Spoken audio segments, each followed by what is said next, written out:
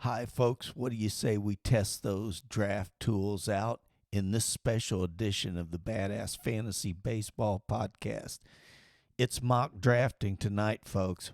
Mock drafting, that's what we're doing. Get ready because we're going to do it right here.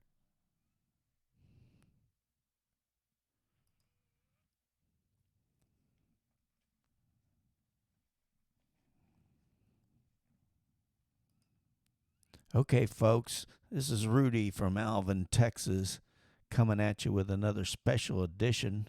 Before we get into the season, fantasy baseball season, we want to do this special edition on mock drafting to round out what we have talked about from the beginning of the BadAzz sessions, numbers 1 through 4, and a practical exercise. So now we if you were a beginner and you're really new to fantasy baseball, hopefully you've went through all these steps thus far. If you haven't, and if you don't have draft tools in your hand today to watch this episode, then go back, pause this, and come back to this once you get your draft tools ready, whether it be some kind of power ranking list, whatever you come up with that is your working copy of your your war board, so to speak. I use a tiers list, and if you go back through the BadAzz sessions, you can build that. If you're new to fantasy baseball, go back here and build that. But whatever you have, you should be for this episode here. You should have a draft tool in hand. And then what we're going to do is I'm going to hop to a screen with the Yahoo Fantasy, and I'm going to step through and actually go into a mock draft. And then I'm going to use my tiers list, and using some of those backdrafting techniques that I talked about in the other special edition that we had out this week on backdrafting, and how I use these positional red lines and flags to on my tiers list to give it a good visual on where I need to focus on some positional decisions during the draft. If you go back to those sessions, this all makes sense to you if you have not thus far. Wherever you are in the experience scale, you're more than welcome to go back and listen in on the draft preparation episode, which I think that BadAzz session would really help you now to segue into what we're going to do. So I'm going to switch to the screen, and we'll get to Yahoo Fantasy, and I'll walk through trying to enter a mock draft, and then we'll see where it goes from there.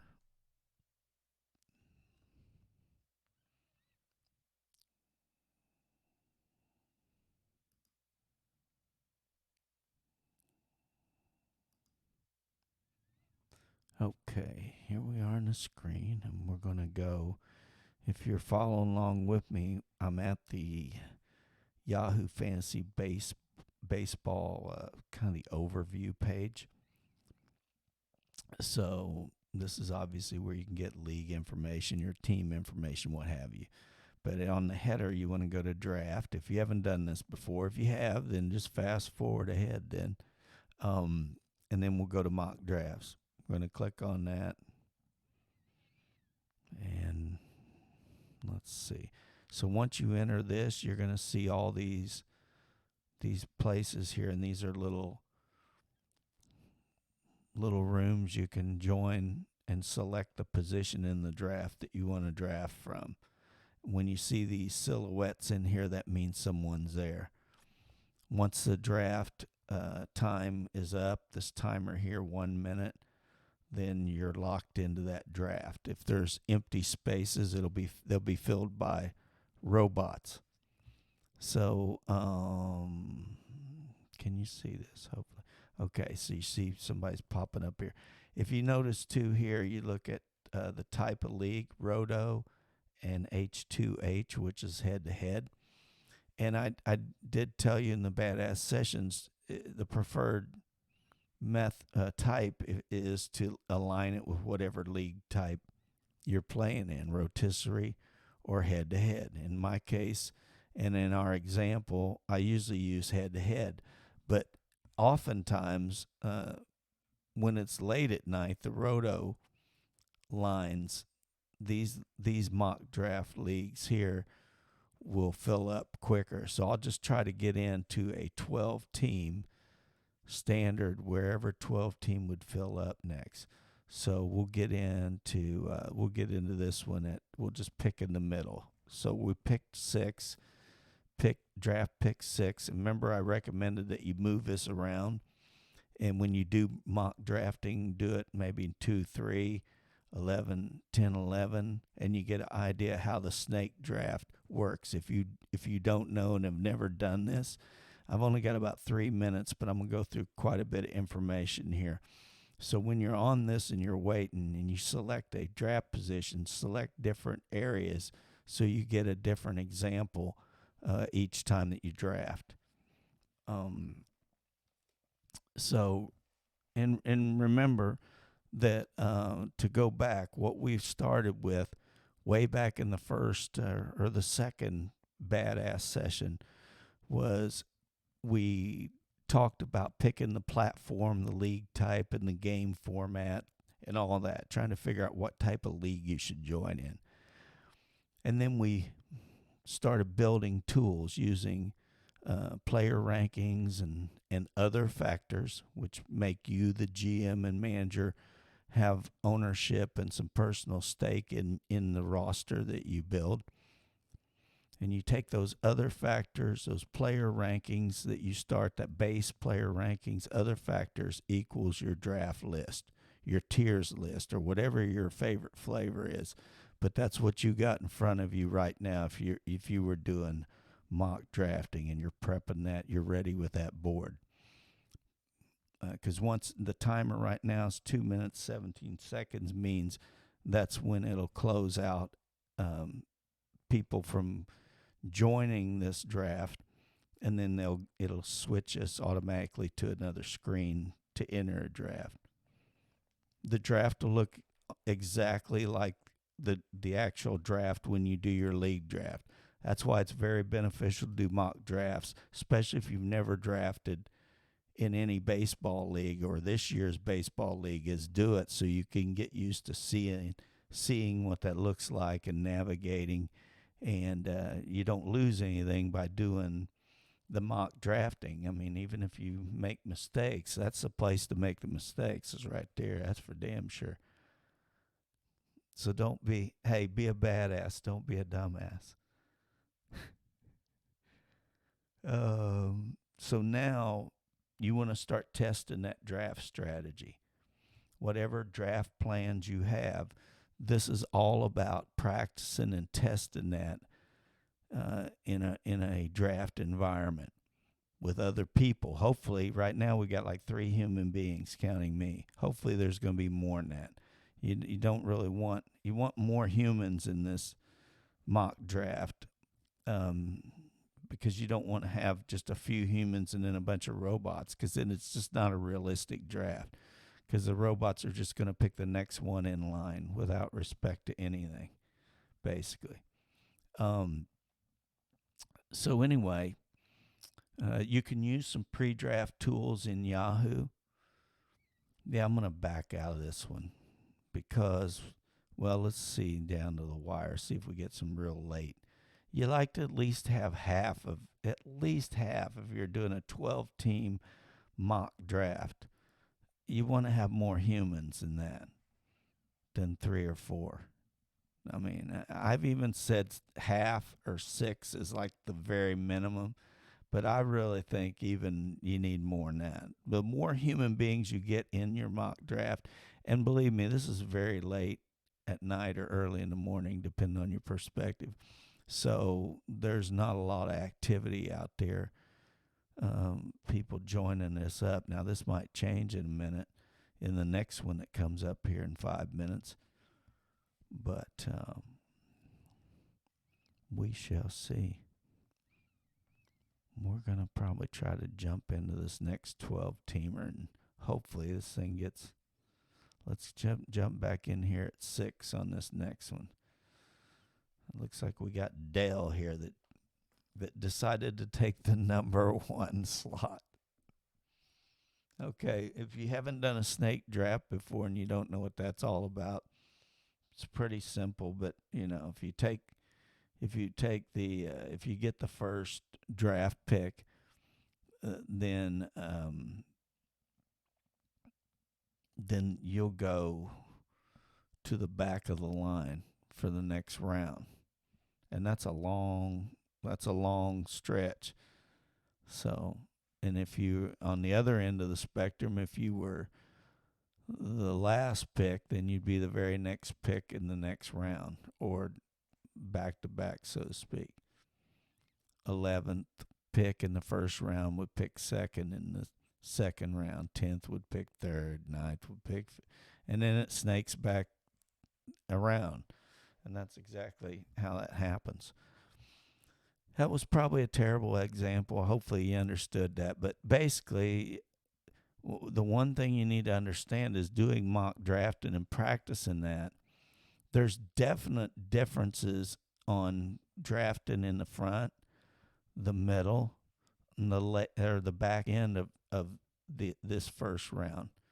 It has a lot to do with who would be available, and as far as your plans on drafting that first, second, third round. So after that, it kind of evens out, and it doesn't really have an effect, I think, unless you like your picks together or you like them spread out. The thing about Yahoo Fantasy, when you play and you draft, it's going to computer give you a position. In mock drafting, you get to choose that, and that's because it's a kind of a practice mode and it's a training mode. So, good thing. It looks like we're going to get enough people maybe on this one. Yeah, we got a few people coming on, so we should get up in this one.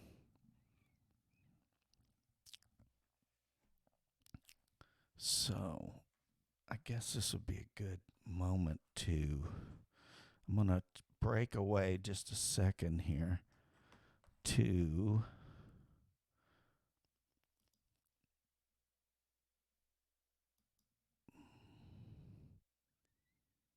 we're going to go to my list.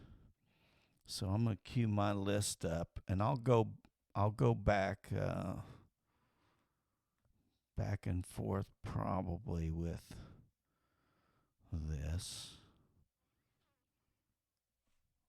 But this is my tiers list. I mean, this is a working copy of some time ago, whatever, but just something to give you an example. But again, as we're waiting here, we'll go right back to the Yahoo mock draft screen. But I've got my tiers broken down, and instead of explaining it all, you can go back and listen, pause this, and go back to the sessions on draft preparation and the practical exercise, especially for the draft preparation episode. I think that'll help a lot and explain exactly. You'll see what I talked about there will be what I'm talking about right here, the same tool. I have my other factors up here that I included that went with my base power rankings. And now I've got it broken down in 23 tiers because we're going to draft 23 positions, roster spots. So let me come off of that and go back to Yahoo.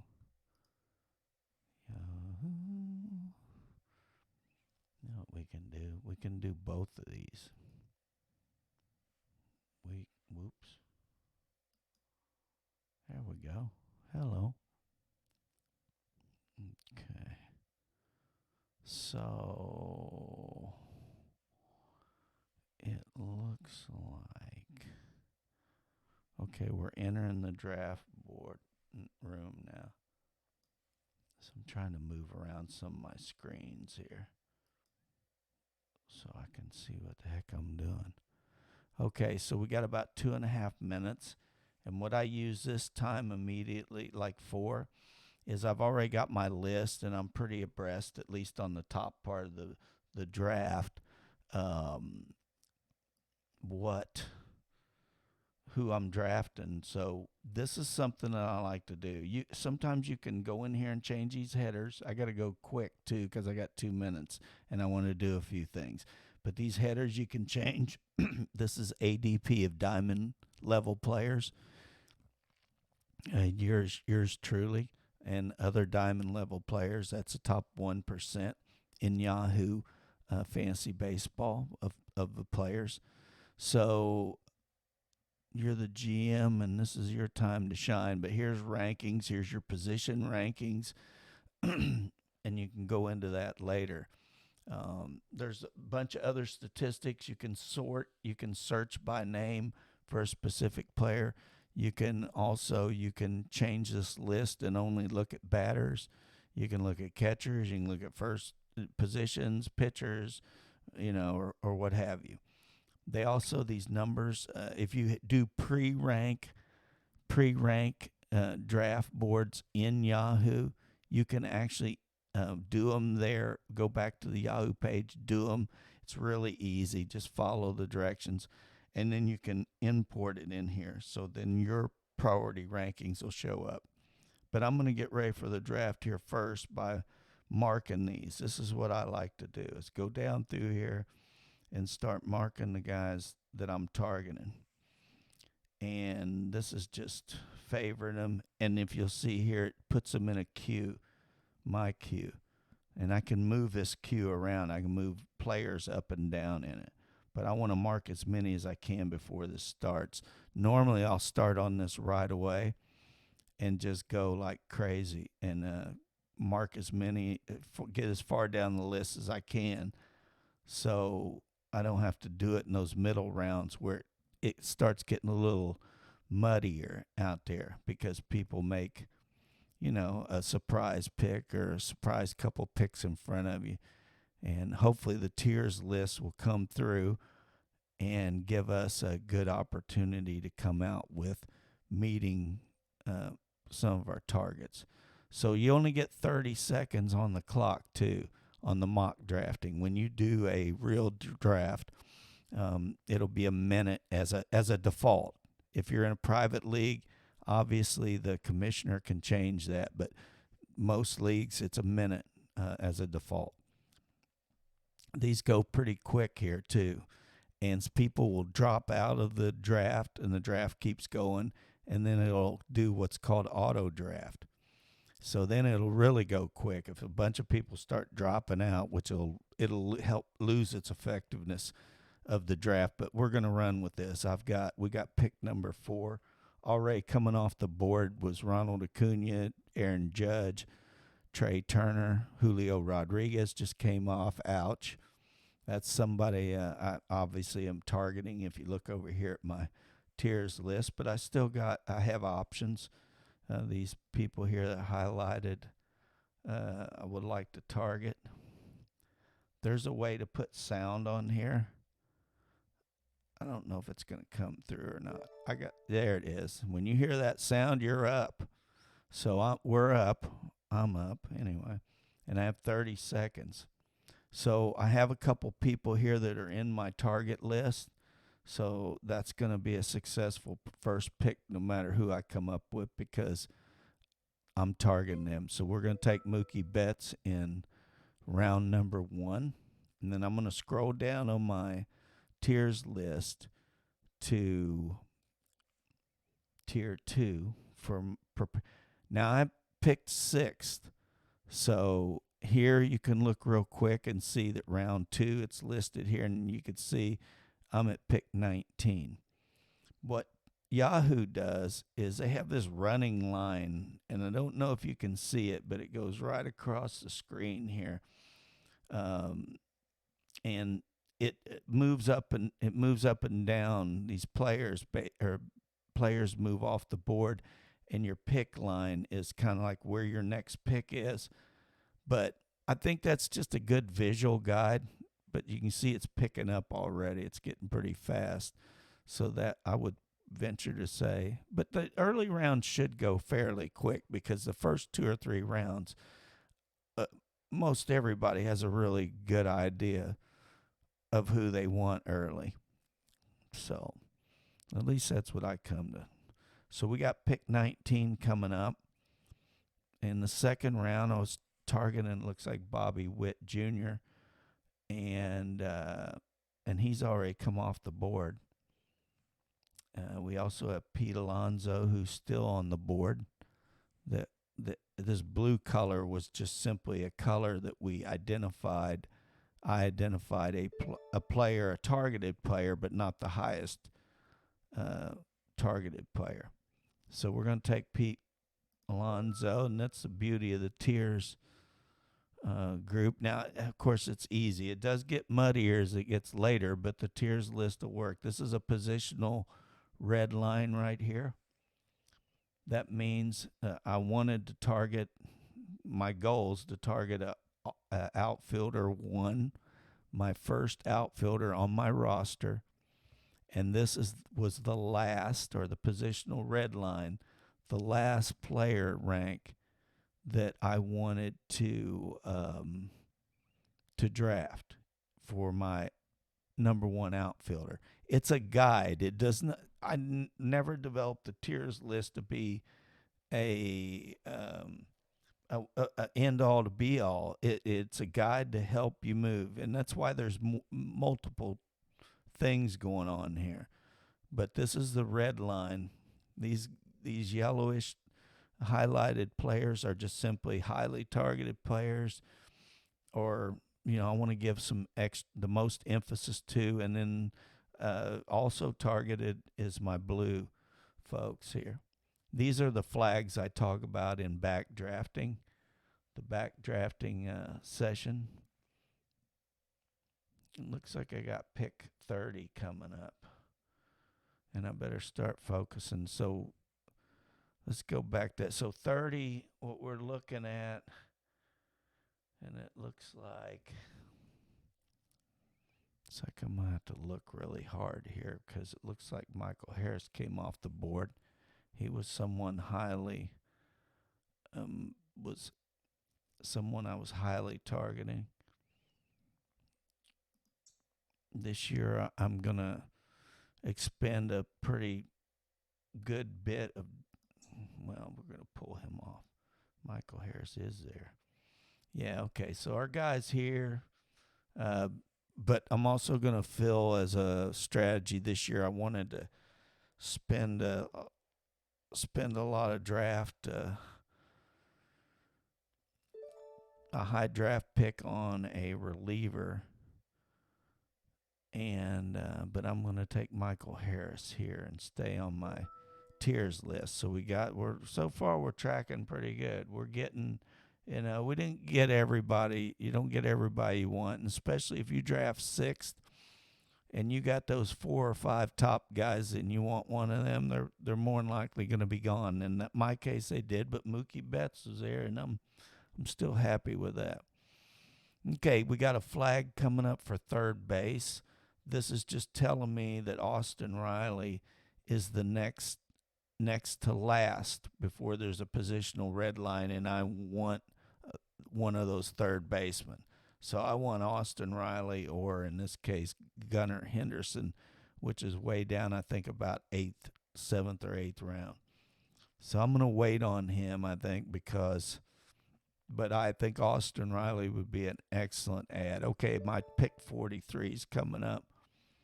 And let's see who we were looking at. It looks like we were looking at Kyle Schwarber. Kyle Schwarber is available. But also, I'm going to have to make a move here because I did not get. I'm going to take Jordan Romano, And I was going to take him because it looks like Emmanuel Clase and Edwin Diaz came off the board, which has been happening. They've been coming off really early. So when that happens, I had Jordan Romano coming up round 5. So I end up having to take him around early, looks like. Yeah, I had to take him around early because that was my positional red line. It wasn't again, this isn't a make or break. It's just to remind me that, hey, I either got to take him here or change my strategy. So I did give up a really good hitter to do that. But on the other hand, at this time, I can make that up. I can make that outfield position that I'm a little behind on now because I expected to take one there. But that's okay because I have another priority coming up now, and that'll be shortstop very soon. We got Corey Seager, and I've got a pick coming up right now. And what's really crazy is, okay, this is round 5. And I'm going to take my SP1, Luis Castillo, because I don't think he was going to make it back around. At 67, he might have made it. And I really wanted him to be my number 1 starter. So I had him projected in the 6th round. I ended up bumping him up and taking him in the 5th round. But I've met both my relief pitcher and my SP1, my starting pitcher 1, my number 1 starter. I've met my mark for Michael Harris my first outfielder position, and so I'm really getting people that I'm targeting to draft. Okay, I got pick 67 coming up, and I'm really hoping that O'Neal Cruz does not get picked yet. Some people have been picking him early, and in this case, I didn't because I wanted to get my number 1 starter, but I really rolled the dice on that because O'Neal Cruz represents my positional red line. And if somebody had drafted him right there ahead of me, it would have kind of disrupted my initial plans. I mean, you can always adjust, but it's always easier if you stay tracking. So I got O'Neal Cruz. Yay, I'm happy about that. I really am excited about having him on my roster. He's such an exciting player. Okay, I got pick 78 coming up, and we're going to look down at that positional need, that red line, and a high target that I have is Gunnar Henderson, and I'm going to look and see how far down he is. I think I'm going to roll some dice here and then look at some other guys that are dropping or something here maybe, because I think I can get him in my next pick in 91, I think. But let's see what we would get up here. Adolis Garcia would be a good ad. Camilo Doval would be a good ad. We're going to add Garcia because he was on right here. He was on round 6, and I got him at round 7. So he was actually at a value a little bit from what I had projected him to go. And he definitely fulfills the need of outfield. You have to fill 3 of those outfielder slots and then 2 utility slots still. And then I usually carry, let me go back real quick. My roster construction generally is to fill these raw specific slots: catcher, first base, second base, third base, shortstop, 3 outfield, 2 utility, can be any position of hitter. And then I usually carry 3 hitters on the bench. I carry 7 starting pitchers, and 3 relief pitchers. And now I am behind on the 8 ball because I think somebody take him? Somebody took Gunner off the board right over.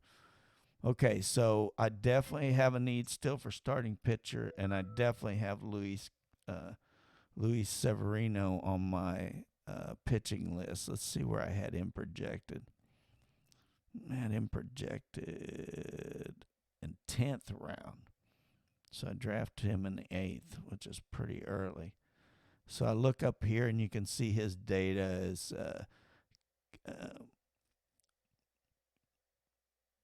the composite expert rank is 91. Let's see, 91. That's about where I drafted him. I did draft him at 91. And the diamond player ADP is 114. So he's got a. I'm going to move him up real quick while I got a chance here, maybe.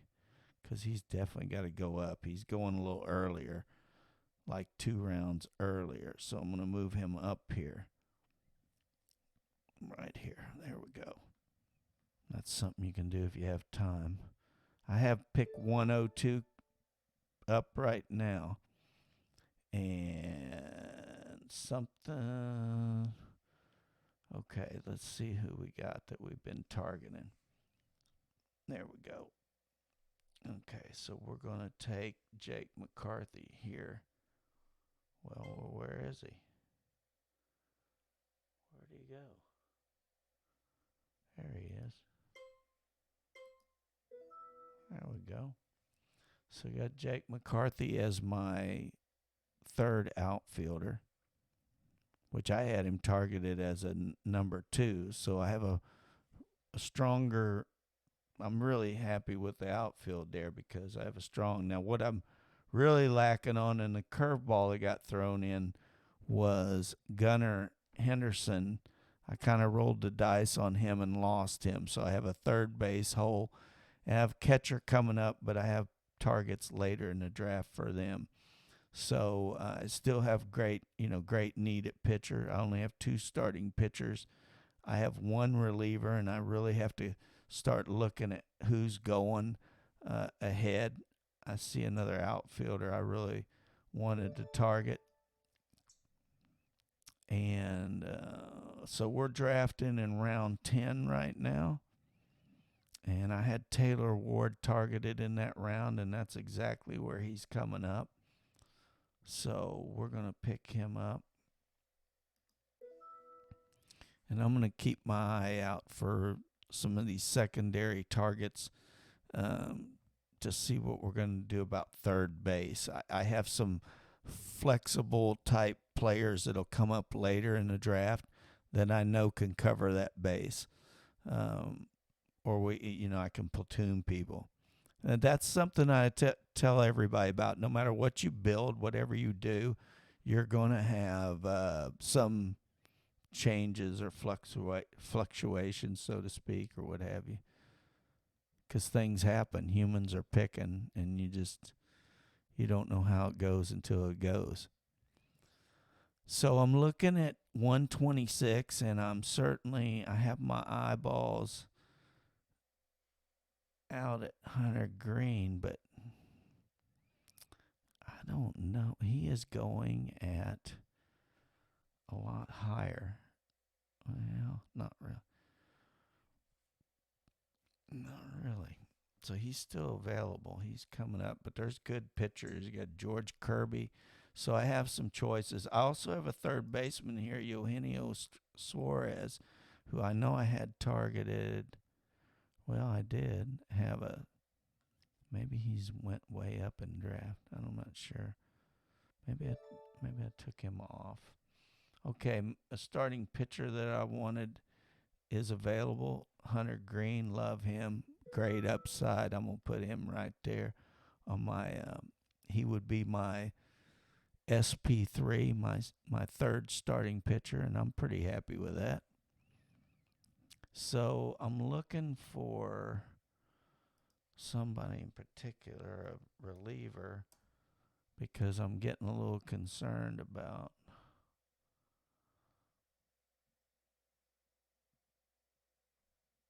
124, 174. Huh. I'm looking for him, but I didn't see him. Let me just try to check real quick and see. I've got to get, okay, there's somebody I had, a couple people I had targeted. I'm looking real quick at where we're at on that because these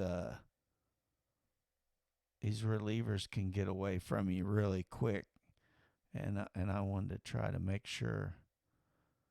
Okay, I got a few people covered there. Okay, so we got those. I'll go back to the all players because I'm coming up on pick 139, and because I need a third baseman, I may take this opportunity to do that because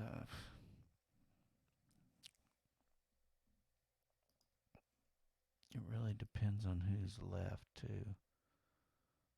Yeah, not a whole lot. So I'm gonna take Eugenio Suarez.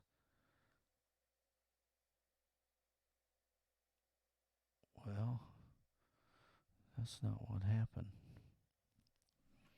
Okay, there's a hiccup. I'm glad we're mock drafting because apparently I had Kendall Graveman pulled up because I was looking at relief pitchers and I hit the draft button and he was the one pulled up in the queue.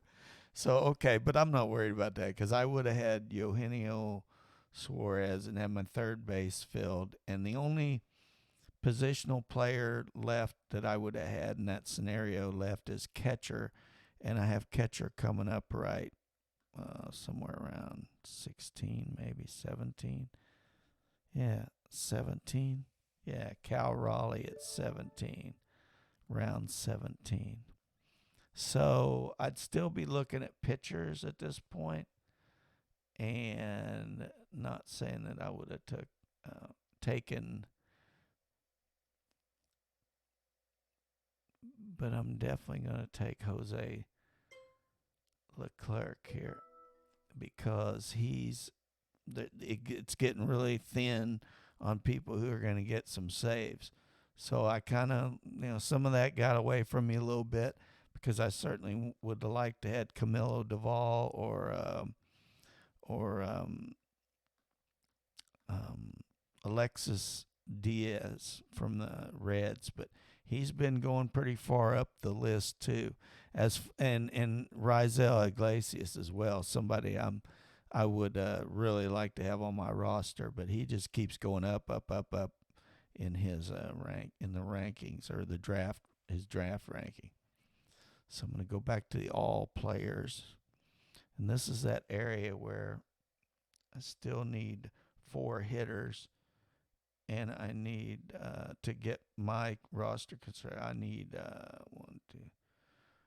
need 4 starting pitchers in a perfect world. So, knowing that,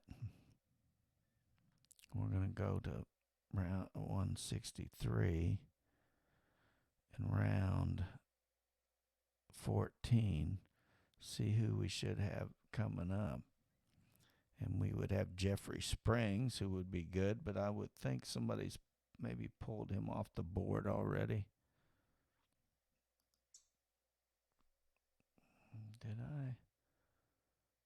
Okay, and I forget Mookie Betts. He can fulfill the second base slot or the outfield slot, and that's makes him pretty valuable, certainly.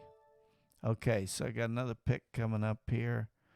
I could go Sean Murphy, but I'm actually going to wait and take Cal Raleigh because I love his nickname, the Big Dumper. So we're going to take in this round, I'm going to take Grayson Rodriguez. And he would be my number 4 starting pitcher. The Baltimore Oriole rookie, should be pretty good. I'm sure he's going to be on some pitch limits, but I think everybody these days are, and I'm not exaggerating. So I think he's just got tremendous ability. So I'm glad to get him on my. And I know he comes at a pretty high price for a rookie, but hey, when you're rolling with pitchers like last year, if you'd rolled with Spencer Strider, you came out pretty damn good. You were a real badass because he turned out to pay off big. Okay, we got pick 174, and we're still looking at some hitters slash pitchers. Not, and here comes one of the guys I like to pick, and I'm gonna take Jake Cronenworth. Let's see where here. Let me go ahead and draft him. Okay, so I got him in round 15. Where is he? I think he dropped some. Yeah, because I had him at 14. So I got Jake Cronenworth because he has a lot of flexibility. Okay, I got pick 187 in round 16. We would have had Grayson Rodriguez, but he moved up. So we're looking for Brandon Drury. This is where I would like to draft him, but I don't know. There he is. I wanted to draft him because another one that I can put on my bench, because I'm going to put 3 people on my bench. Somebody can play 3 different positions, and I can slot him in 3. Same with Jake Cronenworth. And the same with Mookie Betts, matter of fact, because second base outfield. So I like to have some of that flexibility. I mean, I don't want to have my whole lineup full of super subs or utility people, but I'm just saying you'll see during the in season, if you follow along during the season, how beneficial it'll be to have people that you can slot off your bench into different positions and multiple positions. And maybe they'll stick, maybe they won't, but you like to have 1 or 2 of those guys you can really count on. So I got pick 198 coming up, and that puts me in round. So now we're looking at Cal Raleigh right here at round 17. I am, and that's my positional red line. This would have been my very last catcher that I want. Although there's one down Hoppy from the Angels who'll be drafted later that would be a good one to maybe wait for. But Cal Raleigh was my last stand, kind of the Alamo pick for a catcher. So now basically I've got to get I'm trying to look here real quick. I've still got to get 3 hitters, and I need 3 pitchers, starting pitchers. So that's what I'm focusing on the rest of the way. Starting pitchers and any hitters. So I'm just going to go to the main board because I only got 20 seconds here. And I do see Sonny Gray. He's definitely a target. Let's see who's down here. Miguel Vargas. Okay, let's go ahead and take Sonny Gray. He's in a contract year. I like getting him that late. I mean, if he can't perform this year, I know he's up and down for people who played fantasy baseball, but it's contract year. If he can't do it this year and you have a great year, he'll never have one probably. So anyway, I like getting him at 18. That was a good pickup, I think. I don't know where I had him. Ooh, he was down at 20. So let's move him up because he's getting picked at 236. Actually, 210. Yeah, I'll move him up a little bit. 210. I'm about to pick here. I am on the clock, and I'm jacking with this form. Don't do this when you're... Okay, so let's see who's on the board. Looks like Miguel Vargas is on the board. And yeah, he's an upside slash, risky pick. And there's Tristan Casas, which I like him too. But, well, shoot, what's going on here?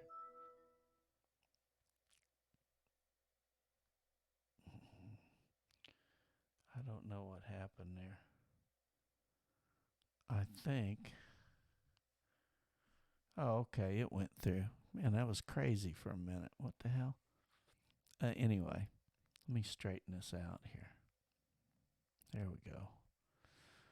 Okay, so I hope if you've never seen this before, I hope this is helpful, just kind of looking at how this is played out. But if you notice, and if you try it, this mock draft without any list or anything, and just see maybe how more chaotic it is, you'll see how this flowed pretty good. I like the color coding, and this over here doesn't matter at this point. I use these priorities to set this lineup. So these are my other factors that I add in and give value to bump people up so that we own I own my team. It's in my vision. So I got pick 235 coming up, which will be round 20. I'm pretty wide open here. I just want to look for a best available hitter or pitcher. And I didn't see Edward Cabrera, so I'm going to take Tristan Casas as an upside pick, first baseman from the Boston Red Sox. He got his feet wet in the major leagues at the end of last year. Yeah, I don't know if he'll stick, but when you're drafting at the 20th round, I've told lots of people you only have like half of your roster will still be there at the end of the year. I'm looking to see what pitchers are available still on the board that are coming up. And so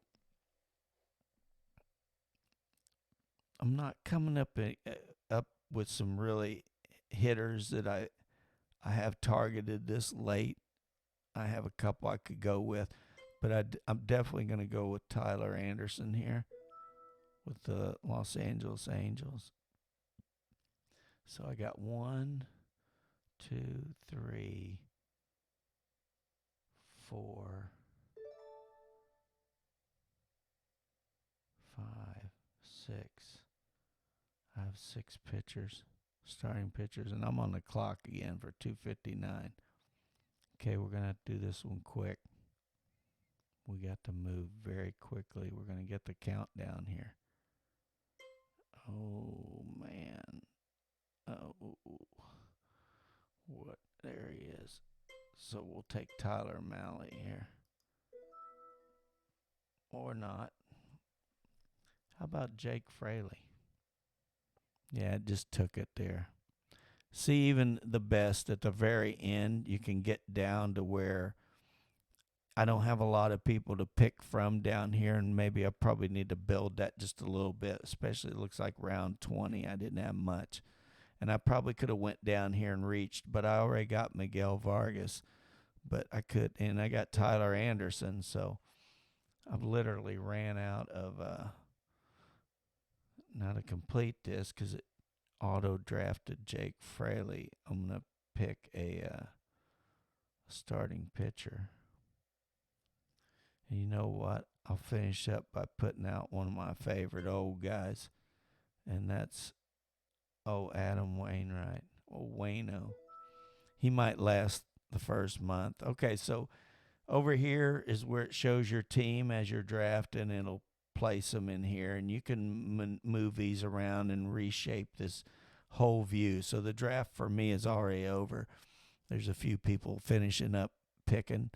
And once this timer, even after everybody's drafted, there'll be a certain amount of time here that this will stay open. And you could kind of go through it if you wanted to just search for some players and see where they got drafted.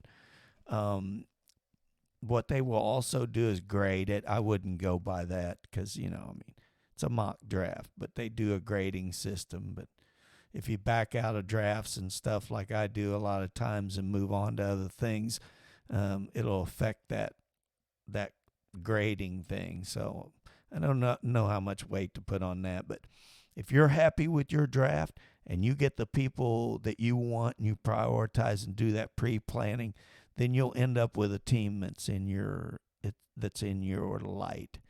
And I hope this has been helpful.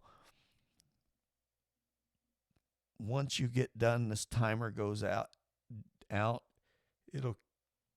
You can close it out and actually join another mock draft. But while you have a mock draft open, if you open one and then try to jump out of it and join another one, I didn't test it this year, but every year before, it will not let you enter another mock draft until that mock draft that you entered is completed. So just kind of remember that. You can't just jump in and go, oh, I messed that up. Let me go into another draft. You're going to have to wait until that draft's done.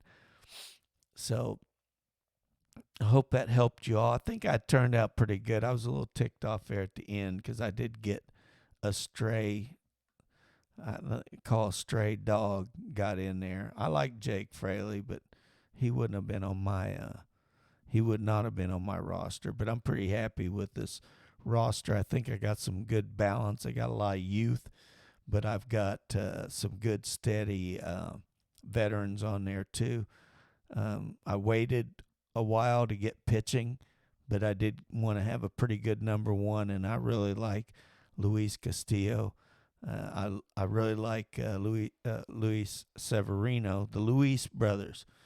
I like Luis Severino this year because another guy that's in a contract year, and I just think if he's going to bring it, it's going to be this year.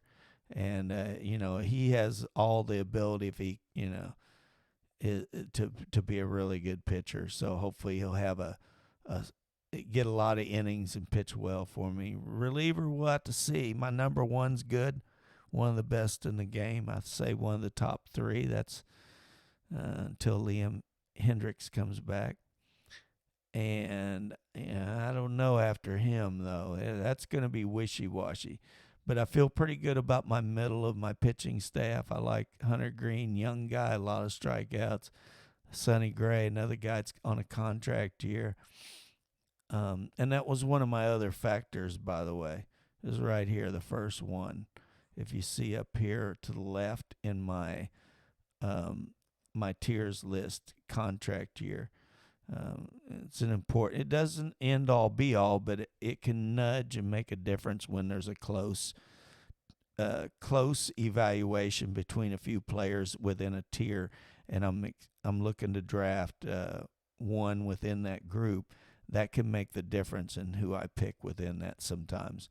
There's more categories of other factors, but that one's a pretty big one. All right. So this completes our mock draft.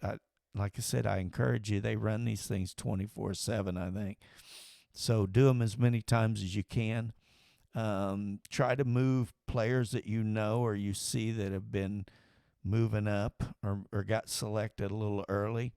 It could have been a one-off. If it's really exaggerated, you might not want to move your guy up too much because sometimes people just have those favorites that they'll go down there and grab early to make sure they get them. And, of course, I don't blame them. That's how Gunnar Henderson, I know, slipped from me because somebody went up and got him early. So that's something you have to, be cognizant of. But that's why I like setting this up. I just think it made it a lot smoother on who the next pick was. Yeah, there was a couple little curves, but it very small in comparison to when I started in fantasy baseball and how utterly chaotic the draft process was. So anyway, I just let me close this out here. Let me close that one out, close that one, and say hello. All right, this completes the BadAzz Fantasy Baseball Podcast Special Edition on mock drafting. I hope, again, this has helped you, and certainly I think it'll help if you've never done mock drafting before, if you've watched some of this to see how that flow goes. I think you'll have a better understanding of what it's going to be like when you get in there and do the real draft. Remember, these mock drafts are really fast, and in this case, it was a 30-second pick, and the default time is 1 minute. Some of them are longer that have private leagues and set longer drafts, but I think one is reasonable. But still, be ready, because 1 minute, it goes quick if you're not ready, if you're not prepared. And I hope that the tools that I went over are helpful to you in your league. And I'm going to sign off with saying, if you suck, it's your fault. Please catch my live stream on Sundays, 7 p.m. Central Time. Engage in the BadAzz fantasy baseball community with me. If you go to my Twitter at roto_Rudy, that's ROTO_RUDY, Rudy. If you go on there and follow me, and then send me your address and tell me which card you want, and I'll send it to you. And the cards are card of the day. There's a rookie card, O'Neal Cruz. That's a nice looking card, huh? And you can pick whichever one you want. There's a rookie, Hunter Green. Nice card. Big guy. Or Cal Raleigh, one of my favorites, the big dumper. That's his rookie card. Tops. These are all tops. Jake McCarthy. Somebody else I like. That's his rookie card. And here's a couple years ago rookies. I'm going to throw all these out here, and you can just pick whatever you want. Eloy Jimenez right there. Can you see him? That's his rookie card. Wander Franco, that's a nice one. It's got the Topps rookie cup on there. Oops. Damn, I'm doing a terrible job of that. And here's Jonathan India, another nice card. It's got the Topps cup signifying the best rookie in that position. That's a nice card. And rounding it off, Spencer Strider rookie card. How about that? Nice card. I'll send it to you. You tell me what you want. I'll even throw a bonus here. If you want a legend card, I've got Reggie Jackson. He's an asshole, but you might like him. These are some specialty cards that Topps Gallery came out with. Mike Piazza. Bo Jackson. That's a nice card. These are all just remakes. These are from last year. And Ozzie Smith, one of the best shortstops ever. All right. Oh, wait. There's two more. I'm sorry. Buster Posey. We got all kinds of choices out there. If you follow me and send me your address, I will, and you tell me which of these cards you want. And there's Chipper Jones to round it out. Chipper Jones, nice card there. You tell me which card you want, and I'll send it to you. Thanks for joining in. Again, this is Rudy from Alvin, Texas, and this is the BadAzz Fantasy Baseball Podcast. And this was a special edition on mock drafting. Catch us on our live stream. Check us out on our platform, on all major platforms, Apple Podcasts, Spotify. Check us out on YouTube, of course, Facebook, and again on Twitter. Take care, and we'll see you again on the next installment of BadAzz Fantasy Baseball.